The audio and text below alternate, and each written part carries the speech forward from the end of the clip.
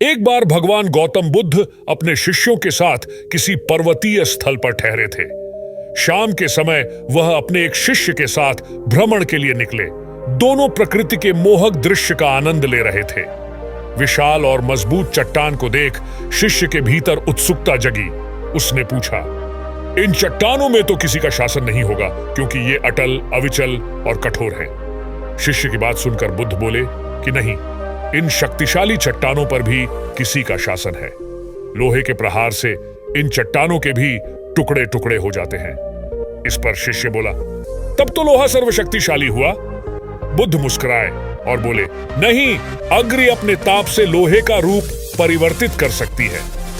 उन्हें धैर्यपूर्वक सुन रहा शिष्य बोला, इसका मतलब अग्नि सबसे शक्तिवान है।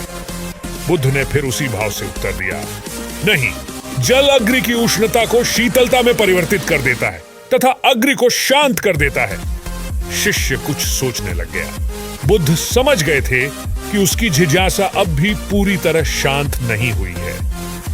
शिष्य ने फिर सवाल किया, आखिर जल पर किसका शासन है? भगवान बुद्ध ने उत्तर दिया, वायु का। वायु का वेग जल की दिशा को बदल देता है। शिष्य कुछ कहता, इससे पहले ही बुद्ध ने कहा कि अब तुम कहोगे पवन सबसे शक्तिशाली हुआ। नहीं, पवन सबसे शक्तिशाली नहीं है। सबसे शक्तिशाली है मनुष्य की संकल्प शक्ति, क्योंकि इसी से पृथ्वी, जल, वायु, अग्नि इत्यादि को नियंत्रित किया जा सकता है। जीवन में कोई भी महत्वपूर्ण कार्य संकल्प शक्ति के बगैर असंभव है। इसलिए अपने भीतर संकल्प शक्ति का विकास करो।